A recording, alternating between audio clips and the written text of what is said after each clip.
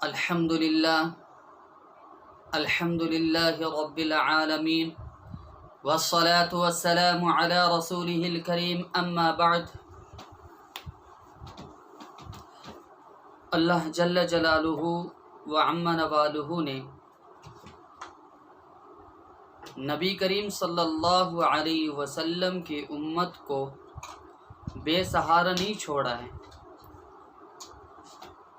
بس انسان کو چاہیے کہ اپنے اعمال کی طرف توجہ کرے۔ کہ آج بہت سارے لوگ یہ شکایت کرتے ہیں، اور اکثر لوگوں کی یہ شکایت ہوتی ہے کہ رزق میں برکت نہیں ہے، رزق میں بڑھوتری نہیں ہے، ہمارے رزق کے اندر برکت نہیں ہو رہی ہے، اور جو کما رہے ہیں اس کے اندر برکت نہیں ہوتی، اور جتنا بھی کماؤ پیسہ کہاں خرچ ہو رہا ہے، کہاں جا رہا ہے، کچھ سمجھ میں نہیں آتا۔ یہ اکثر لوگوں کی زبان سے یہ بات نکلتی ہے، تو میں اس کے لیے آپ لوگوں کو ایک بات بتانا چاہتا ہوں کہ رزق کا تعلق، برکت کا تعلق یہ اللہ تبارک و تعالیٰ کی ذات سے۔ اللہ تبارک و تعالیٰ چند اعمال ایسے بنائے ہیں، چند اعمال کو ایسے انسان کے لیے دیا ہے جن کو کرنے سے انسان کے رزق میں بڑھوتری بھی ہوتی ہے، انسان کے رزق میں برکت بھی رہتی ہے۔ اور آپ جو پیسہ کما رہے ہیں اس پیسے کے اندر اللہ تبارک و تعالیٰ برکت دیں گے۔ اور جن لوگوں کے دماغ میں یہ چیز بیٹھی ہوئی ہے کہ ہم جو پیسہ کما رہے ہیں اس کمانے کے بعد جب اس کو گھر پر لاتے ہیں تو گھر کے اندر یہ معلوم نہیں ہوتا کہ یہ پیسہ کہاں خرچ ہو رہا ہے۔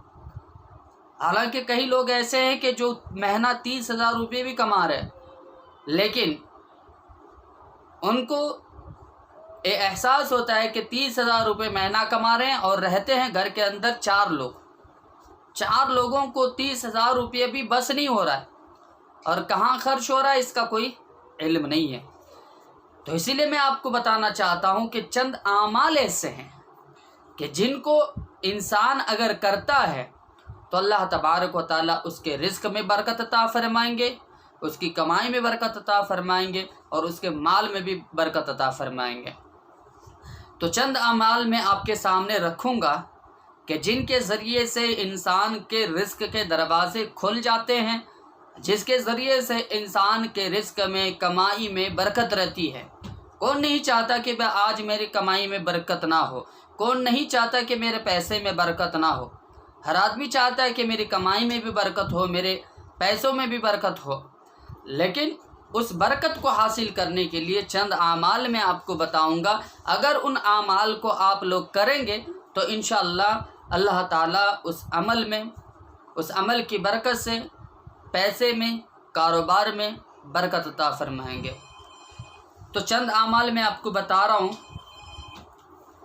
نمبر 1، نماز کا اہتمام کرنا، کہ نماز کو ہم کثرت سے پڑھیں، نماز کی پابندی کریں۔ نماز کی پابندی اس طرح کریں کہ نماز کی پابندی کے ساتھ، بعض لوگ تو نماز کا اہتمام تو کرتے ہیں لیکن نماز کو جس طرح ادا کرنی ہے اس طرح ادا نہیں کرتے۔ مثلا نماز کو سستی اور کاہلی کے ساتھ پڑھنا، بغیر توجہ کے ساتھ پڑھنا۔ تو اسی لیے کہا کہ نماز کا اہتمام جو ہے کرنا ہے، آپ کو کس طرح کرنا ہے؟ نماز کا اہتمام سکون کے ساتھ کرنا ہے، تعدیل ارکان کی رعایت کرتے ہوئے سکون کے ساتھ نماز کا اہتمام آپ کو کرنا ہے۔ اگر نماز کا اہتمام کرو گے تو اللہ کا وعدہ کیا ہے؟ لا نسألک رزقا نحن نرزقک، ہم تمہیں رزق عطا کریں گے۔ نماز کا اہتمام کرو گے تو ہم تمہیں رزق عطا کریں گے۔ کیسا رزق؟ برکت والا۔ تو سب سے پہلے نماز کا اہتمام کریں۔ نمبر 2، استغفار کی کثرت زیادہ رکھیں، کثرت سے چلتے پھرتے استغفار کریں، اللہ تبارک و تعالیٰ سے اپنے گناہوں کی معافی مانگے، استغفار کے بارے میں اللہ تبارک و تعالی نے قرآن میں ارشاد فرمایا، استغفروا ربکم، تم اپنے پروردگار سے استغفار کرو، یعنی معافی مانگو، انہ کان غفارا یرسل السماء علیکم مدرارا۔ چند چیزیں اللہ استغفار کے، جو شخص استغفار کی پابندی کرتا ہے اس کے لیے چند انعامات بتا رہے۔ سب سے پہلا کیا ہے؟ آسمان سے بارش برسائیں گے۔ اس کے بعد دوسرا نمبر اللہ نے فرمایا وَيُمْدِدُكُمْ بِأَمْوَالٍ، کہ دوسرے نمبر پر اللہ نے یہ انعام بیان فرمایا کہ میں تمہاری مدد تمہارے مال کے ذریعے سے کروں گا۔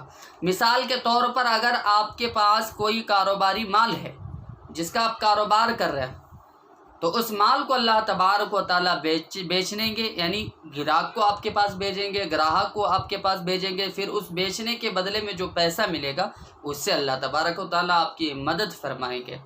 تو نمبر 1 بارش اللہ تبارک و تعالیٰ برسائیں گے، نمبر 2 مال کے ذریعے سے مدد فرمائیں گے، نمبر 3 وبنین، اگر کوئی کثرت سے استغفار کرتا ہے، استغفار کی پابندی کرتا ہے، تو اللہ تبارک و تعالیٰ کہتے ہیں کہ جو اولاد نہیں ہے، جن کو بے اولاد ہے ان کو اولاد دوں گا۔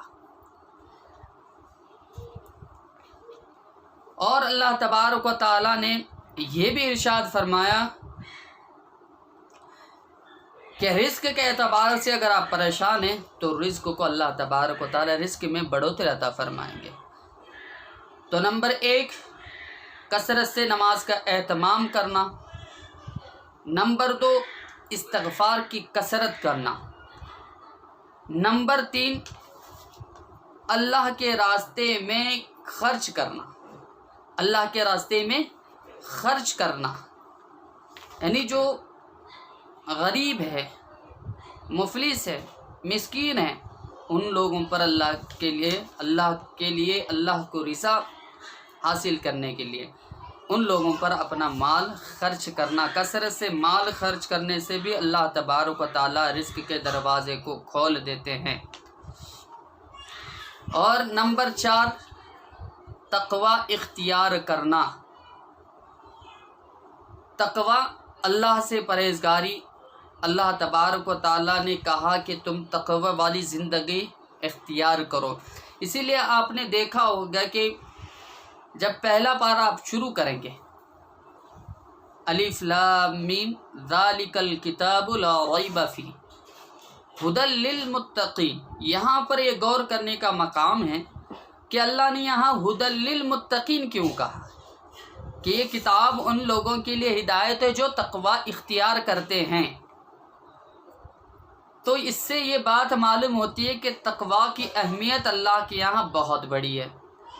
اگر آپ اپنے رزق میں بڑھوتری اور اپنے کاروبار میں بڑھوتری، برکت، اپنے پیسوں میں برکت حاصل کرنا چاہتے ہیں تو تقوی والی زندگی اختیار کریں۔ نمبر 5 کثرت سے عبادت کرنا، کثرت سے عبادت کرنا۔ حدیث مبارکہ میں آتا ہے ابن آدم تفرغ لی عبادتی، اے ابن آدم میرے عبادت کے لیے تم اپنے آپ کو فارغ کر لو، یعنی کثرت سے عبادت کرنے والے کے رزق میں اللہ تبارک و تعالیٰ برکت عطا فرمائیں گے۔ اور اللہ تعالیٰ کیا آگے ارشاد فرمایا کہ املأ صدرک غنًا، کہ میں تمہارے سینوں کو غنا سے بھر دوں گا۔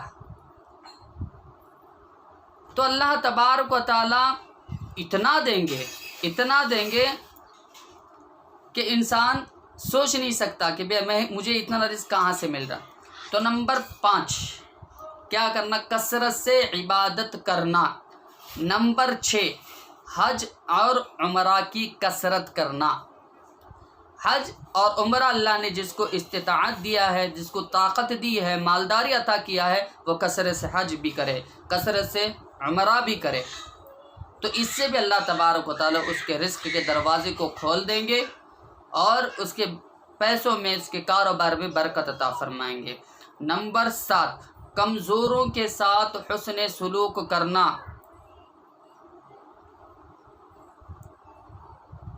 اور حدیث پاک میں آتا ہے کہ تم لوگوں کو اللہ تبارک و تعالی غریب اور کمزوروں کی وجہ سے رزق کے دروازے کھول دیتے ہیں.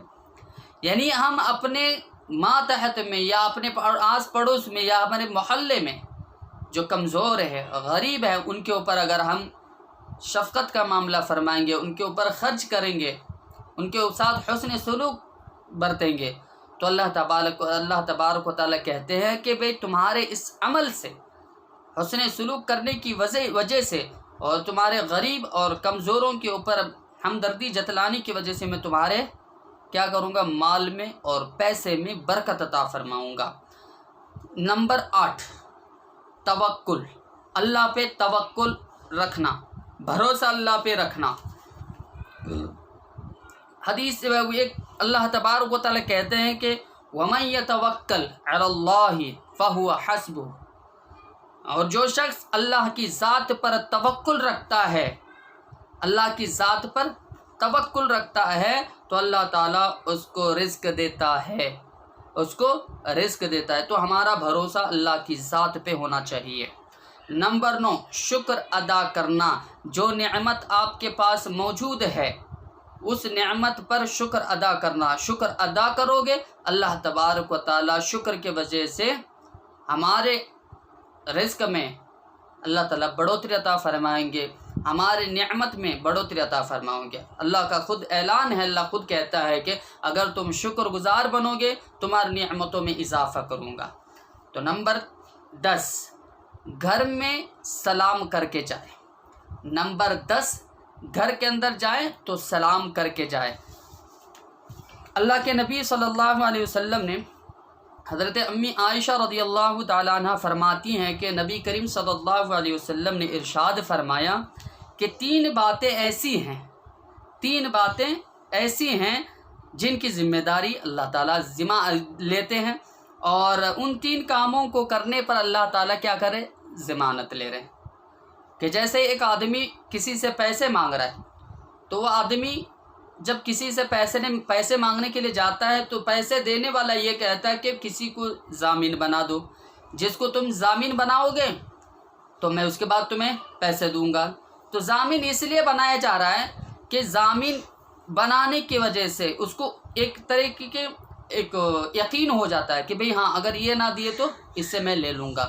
تو اللہ خود کہتے ہیں کہ بھئی تم اپنے گھر کے اندر 3 کام ایسے ہیں کہ جس کو کرنے سے انسان کے اللہ تعالیٰ اس کے ضامن بن جائیں گے. ان میں سے ایک کام ہے کلہم ضامن علی اللہ. ان میں سے ہر ایک کا ضامن 3 کاموں میں جو ہے ان میں سے ہر ایک کا ضامن اللہ تبارک و تعالیٰ بن جاتا ہے. اس کے اندر ایک چیز یہ ہے رجل دخل بیتہ بسلام فہو ضامن علی اللہ. پہلا وہ شخص ہے جو ایک آدمی اپنے گھر میں داخل ہوا اور سلام کیا، یعنی سلام کے ساتھ اپنے گھر میں داخل ہوا، فہو ضامن، تو اللہ تعالیٰ اس کے ضامن بنیں گے. جب اللہ کسی کا ضامن بن رہا ہے، تو اس کو کبھی رزق کی تنگی ہو سکتی ہے؟ کبھی نہیں ہو سکتی. جس کا ضامن اللہ بن جائے تو اس کو کبھی رزق میں تنگی نہیں ہو سکتی. اس لیے ہمارا یہ رویہ ہونا چاہیے کہ بھئی ہم اپنے گھر پہ جائے تو سلام کر کے جائے، بغیر سلام کے نہ جائے. اس سے اللہ تبارک و تعالیٰ کیا ہے، اگر بغیر سلام کے ساتھ ہم داخل ہوں گے تو اللہ تبارک و تعالیٰ ہمیں رزق کے اعتبار سے پریشانی میں مبتلا کریں گے. نمبر 11 کیا ہے؟ والدین کی نافرمانی کرنا. جو اولاد اپنی والدین کی نافرمانی کرتی ہیں اللہ تبارک و تعالیٰ اس کو رزق کی تنگی میں مبتلا فرما دیتے ہیں. تو اولاد کی نافرمانی سے بچنا چاہیے. نمبر 12 دوامی طہارت، یعنی ہمیشہ باوضو رہنا. باوضو جو شخص ہمیشہ رہتا ہے اس کے رزق میں اللہ تبارک و تعالیٰ اس کی کمائی میں برکت عطا فرمائیں گے. ایک حدیث ہے اس کے بارے میں، دم علی الطہارت، تم ہر وقت طہارت میں رہا کرو. کیا ہوگا طہارت میں رہو گے تو یوسع علیک رزق، کہ تمہارے اوپر میں رزق کو کشادہ کر دوں گا، تمہارے لیے رزق کو بڑھا دوں گا. تو ہمیشہ باوضو رہنے سے اللہ تبارک و تعالی رزق کو بڑھا دیتے ہیں، رزق میں برکت عطا فرما دیتے ہیں۔ نمبر 13، چاشت کی نماز پڑھنا 4 رکعت، چاشت کی 4 رکعت نماز پڑھنا، اس سے بھی اللہ تعالیٰ رزق میں برکت عطا فرمائیں گے۔ نمبر 14، سورہ واقعہ پڑھنا۔ حضرت عبداللہ ابن عباس رضی اللہ تعالیٰ عنہما عثمان غنی کے پاس آئے اور اللہ تعالیٰ نے عثمان غنی رضی اللہ تعالیٰ عنہ کو مالداری دیا تھا، بہت زیادہ مالدار تھے، دولت دیا تھا اللہ تبارک و تعالیٰ نے۔ تو انہوں نے کہا کہ عبداللہ میرا دل چاہتا ہے کہ میں تمہیں کچھ پیسہ دے دوں، کیونکہ تیری بیٹیاں ہی بیٹیاں ہیں، تیرے بیٹیاں ہی ہیں، بیٹا کوئی نہیں ہے، تو میں چاہتا ہوں کہ میں تمہاری مدد کروں اور اس کے ذریعے سے تم اپنی بیٹیوں کی شادی میں یا ان کے اخراجات میں وہ پیسے خرچ کر سکے۔ تو حضرت عبداللہ ابن عباس رضی اللہ تعالیٰ عنہما کہتے ہیں کہ بھئی میں آپ کی قدر کرتا ہوں، آپ نے جو میرے ساتھ حسن سلوک کیا کہ آپ کے اندر دل میں یہ جذبہ پیدا ہو کہ میں اس کی مدد کروں، میں آپ کی قدر کرتا ہوں، لیکن مجھے آپ کی مدد کی کوئی ضرورت نہیں۔ حضرت عثمان غنی رضی اللہ تعالیٰ عنہ تعجب ہوئے، کہنے لگے کہ تم بیٹیوں کے اخراجات کیسے، تم ایک تو کمزور ہو، تم ان تمام بیٹیوں کے اخراجات کیسے پورے کرو گے؟ تو حضرت عبداللہ ابن عباس رضی اللہ تعالیٰ عنہما کہتے ہیں کہ مجھے قسم ہے اس ذات کی، میں نے اللہ کے رسول صلی اللہ علیہ وسلم کی زبان سے یہ بات سنی ہے کہ جس گھر میں سورہ بقرہ سورہ واقعہ پڑھی جاتی ہے وہ گھر کبھی فاقے کے ساتھ نہیں ہو سکتا، اور الحمدللہ میں نے اس عمل کو میں اپنی بیٹیوں کو کہہ رکھا ہوں کہ بھئی مغرب کی نماز کے بعد اس کو پابندی سے کیا کریں، اور الحمدللہ میری بیٹیوں نے اس کا عمل بھی کیا ہے، اور مزید یہ ہے کہ میں اپنی بیٹیوں کو اس سورت کو حفظ بھی کروا رکھا ہے، اسی لیے مجھے کبھی فاقے کا سامنا کرنا نہیں پڑے گا۔ ان کا یقین تھا، ان کے دل کے اندر ایک یقین تھا کہ اللہ کے رسول صلی اللہ علیہ وسلم کی ہر بات، ان کی ہر قول و فعل ایک مہر کی طرح ہے، جو کہے ہیں وہ ہو جاتا ہے، بس یقین کا تقاضا ہے۔ ہمارا بھی یقین یہی ہو کہ اللہ کے نبی صلی اللہ علیہ وسلم کے زبان مبارکہ سے جو چیز نکلی ہوئی ہے وہ چیز انشاءاللہ تعالی قبول ہو کر ہی رہے گی۔ یقین کے ساتھ اگر کریں گے تو انشاءاللہ اللہ تعالیٰ عمل میں، رزق میں، کاروبار میں، پیسوں میں برکت عطا فرمائیں گے۔ نمبر 14، دعاؤں کا اہتمام۔ نمبر 15، دعاؤں کا اہتمام کرنا۔ نمبر 15 کیا ہے؟ دعاؤں کا اہتمام کرنا، کثرت سے دعا مانگے، کثرت سے دعا مانگے۔ اللہ تعالیٰ کہتے ہیں کہ جو شخص مجھ سے بار بار مانگتا ہے میں اس سے بہت زیادہ خوش ہوتا ہوں، اور ہم نہیں مانگتے، یہ ہماری غلطی ہے۔ دنیا دار مانگنے پر ناراض ہوتا ہے، لیکن وہ خدا، وہ اللہ مانگنے پر، بار بار مانگنے پر خوش ہوتا ہے۔ تو ہمیں مانگنے کی عادت ڈالنی چاہیے۔ اللہ سے ہم مانگے، خوب مانگے، اللہ سے اپنے رزق کے لیے مانگے۔